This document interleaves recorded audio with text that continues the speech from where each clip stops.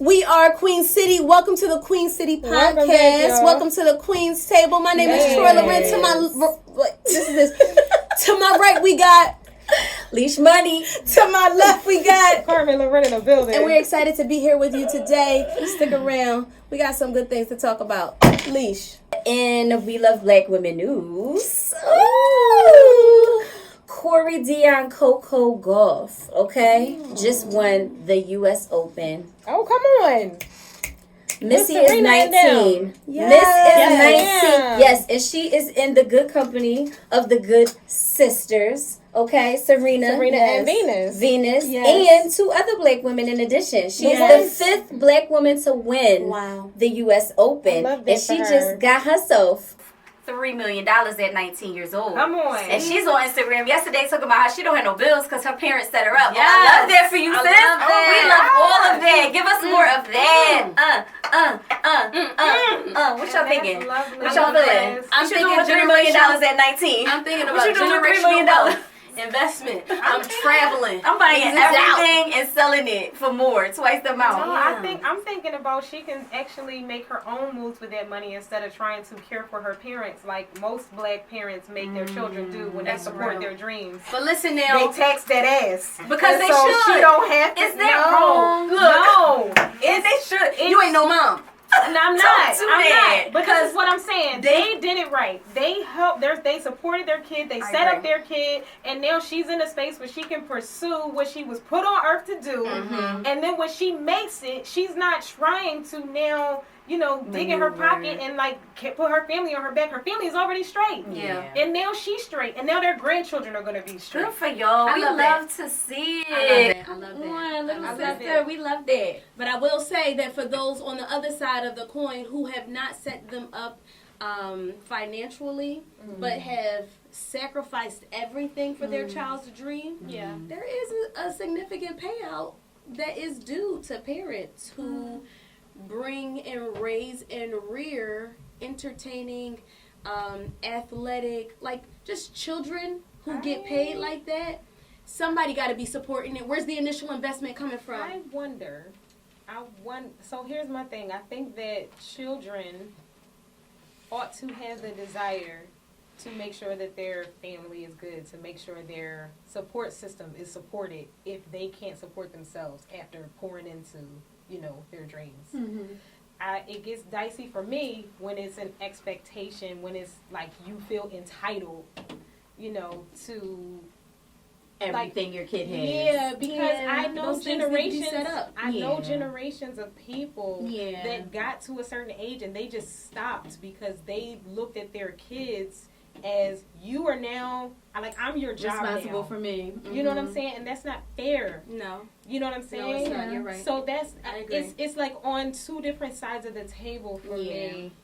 Yeah, but I think it's fair for certain things to be set in stone, from the beginning when you're moving into a sports career and as a career player. Period. Yeah, a career right? as an NBA player. A You're headed career in as that an actress. direction. Think about it should be a Palmer's conversation mom. of Think about these what's going to happen. And not necessarily a conversation with children because they're children, but there should be something in writing that says all right, I'm putting forth this effort. I am putting forth this investment, whether it's financial, whether it's just time-wise. I am sacrificing, and if these terms are met, then this percentage will be paid back for X, Y, and Z. Because children are children, but the cost is the cost. I don't agree with what you just said. I don't know. As a mom, I'm about to spend $4,000 on dance classes for my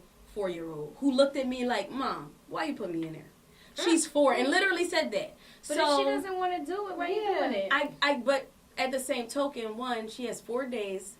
4 days later, she just started on Saturday. What is today? Whatever. But then she looked at me and said, well, Mommy, I do want to do dance class. I'm putting her in it to expose her to it. If she don't like it, then we won't keep going. But that doesn't change the fact that the cost is the cost. But it's still is there $4,000. Well, I have different views, but I'm not going to because everybody has their own way of doing things. But I just feel I would hope and this is me living in a dream world, I guess, but like I would hope that it would just be a given that you would take care of your parents because your parents took care of you. But not forever, because then you become burdened with having to take care of your I parents. think when it becomes a burden, you can say like, all right, mom, all right, dad, like, but the kids I can only do but so much. Like, I don't know. It takes a lot of therapy for children to be able to break the bonds of expectation that their parents place on them. So that's why I don't believe it should be like an agreement, like an express, you know what I'm saying? Because from 4 years old, like, you're going to try a lot of things. Like, you had humans. The cost is the cost, but they didn't elect to be here. Right. So there's some acknowledgement that has to go toward that. But also, again, as if you're raising good humans, they will automatically like pour out of their success into you and make sure you're straight along the way. Yeah, like the same way your parents so did for you when you were younger, because you didn't know what you wanted to do. Your parents saw a gift or they saw a thing and they just allowed you to pursue what they felt like you were leaning towards. Like, I do that with my children, and I'm not expecting anything. I think that's weird. It's weird to expect. It's weird to expect, like, specific things from your kids or specific things. Like, I don't know. I don't know. That gets weird for me. I think it does get weird. It's mixing business and pleasure. Period. Your children are a more personal experience that you have, and honestly, they need a new manager. Do you want to be? They need a new manager. It shouldn't be you, but that also means that you're also the investor in them, because their manager isn't automatically unless you get other investors. I mean, and you should be fundraising or something like that. Or you may find another investor. Tell us what you do. We need Matthew and Tina. You know what? Tina, talk to us. I think Tina is a great example, because Tina didn't stop her dreams so that Beyonce and Solange could excel. Do we know that? We don't know that because I don't know them. Because she was doing hair, she ended up being their whole stylist. But she also they have clothing lines. There are ways for her to make money. Is that a result of her having to do it? They have ways to make money outside of their children. But that wasn't outside of their children. Yeah, it was a collaborative effort. It was something that she put forth effort into. It was something that she had knowledge on that she shared with her children. Yeah, they did it together, and that was, I believe, a choice that the children made with their mother. But imagine when the children don't make that choice, and it's like, well, how do I get compensated for the 17 years you go get a job and do the things that you want to do because you want to do it. And I don't mean that like you go get a job. Like, I mean it in a sense that, like, if you are putting your dreams on hold so much so that you feel like your child has to compensate you in order to feel like you didn't waste your time and money, then you're probably giving a little bit too much. You should probably have pulled back, or you should pull back, because you should feel fulfilled in what you're doing and content in what you're doing for the sake of what it is you're doing. So like you said, get another manager. I'm not the one, because I want to do hair. You need a stylist. Let me go find you a stylist. We'll figure out how to pay the stylist from my hair salon. But what we're not going to do is have me up all night sewing your clothes, because I don't really enjoy that enough to do that. And I think parents really should tap into that for themselves. Like, don't overgive to your children just because they're your children. Like, give what you can give, because every human being in the whole entire world has limitations, right? So if you feel like resistance towards something that involves your kids, you're not a bad mother, you're not a bad father. That may be your threshold for what it is that you're providing to your kid. And there are other professionals out here that could assist you so you don't feel overwhelmed or burdened, so that when your kid does become successful, you're not sitting there with your hand out like you owe me. Like, it should be, baby, I appreciate, us taking this journey together.